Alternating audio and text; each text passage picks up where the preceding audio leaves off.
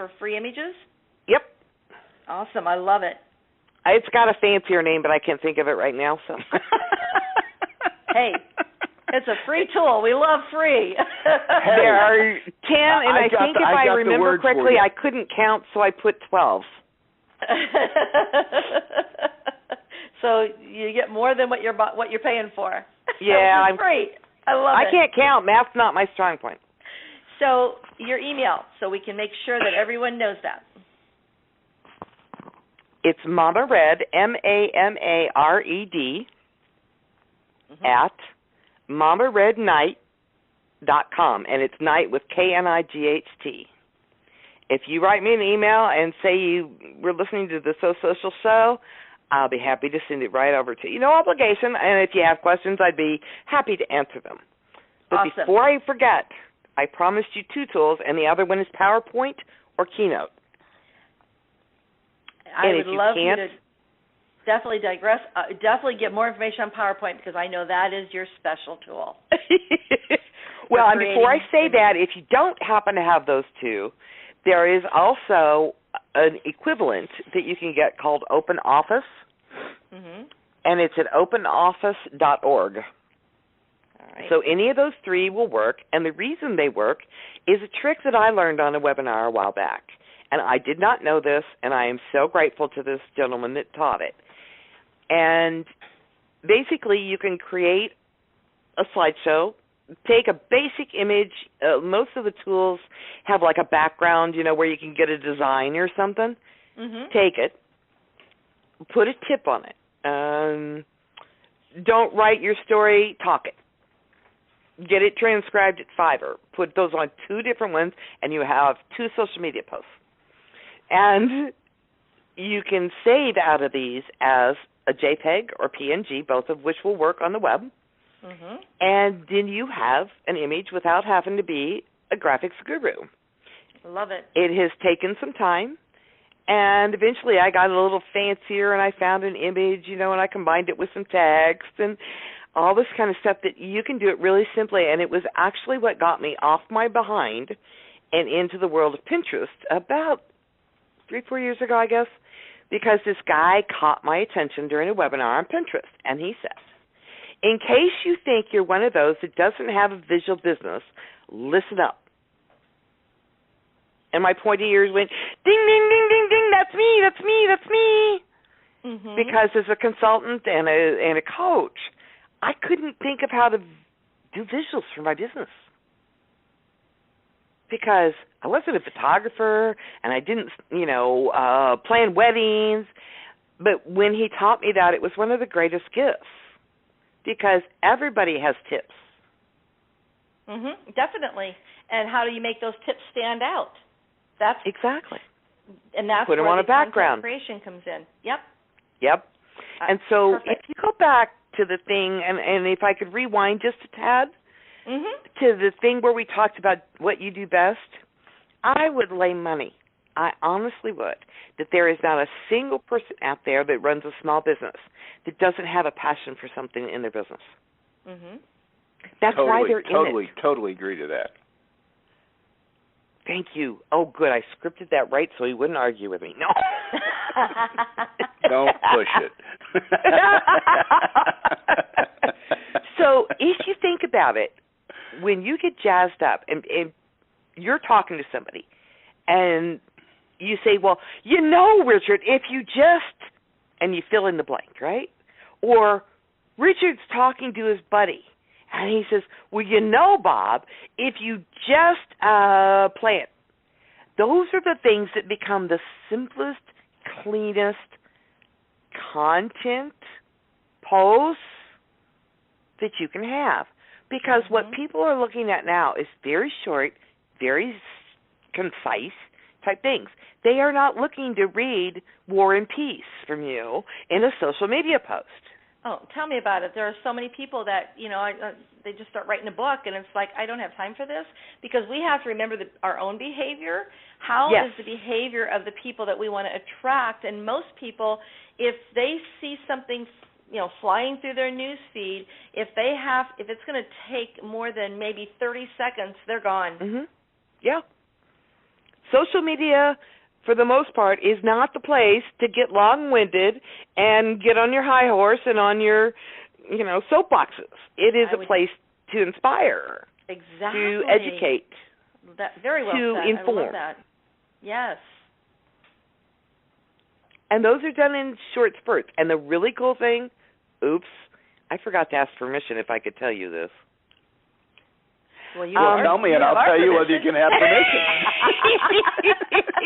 Well, I was working with a client a few weeks ago, and he was one of my Social Snacks clients, and he had done the Social Snacks Challenge, and he had come up with all his, 100, 120 character social snacks and everything, but he was really overwhelmed.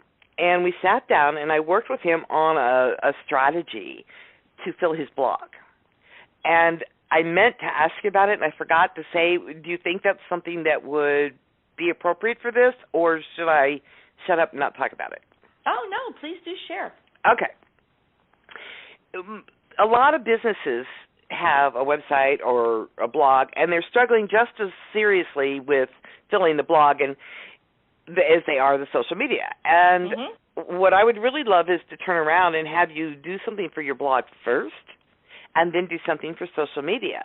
And the way you can do that is to grab a set of index cards and write down some tips. 3 minimum. I'm not going to let you off with less than 3. You got to at least do 3.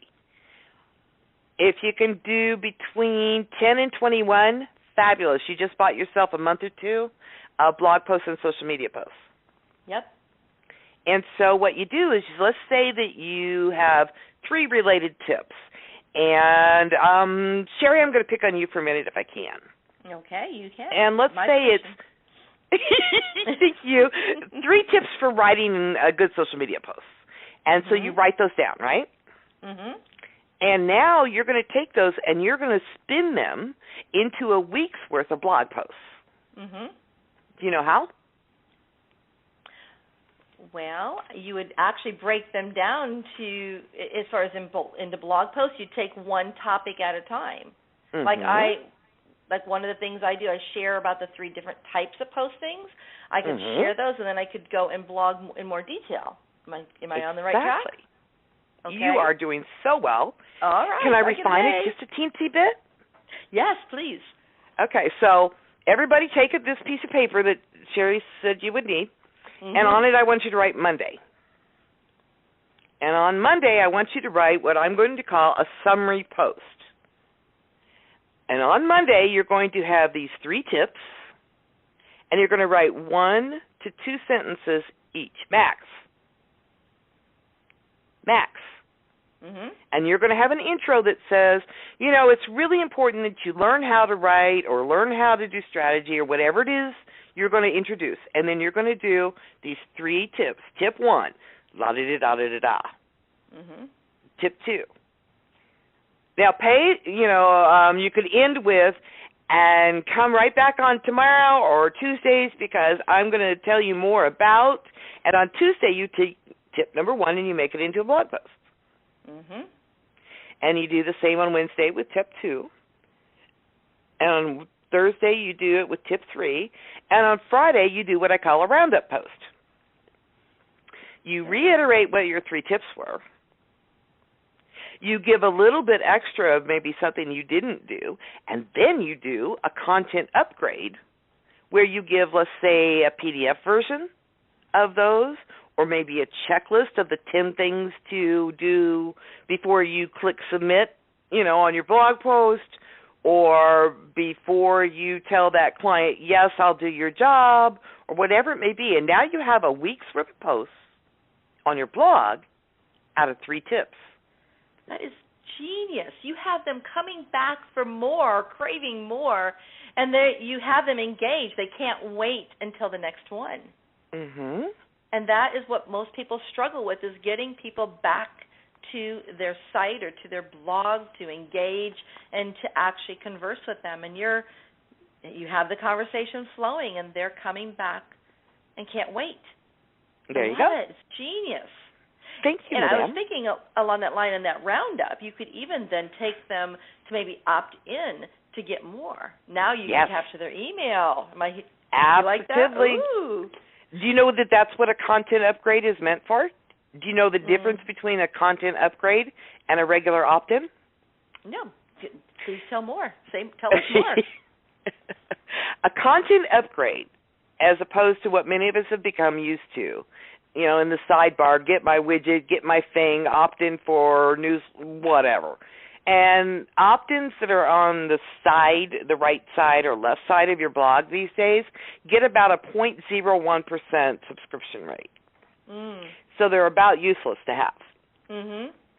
However, if you write a post about these 3 tips, and at the end of it, you say to get 3 more tips and to get a printable checklist, you have now done what's called a content upgrade because it is specifically related to that post. Mm-hmm.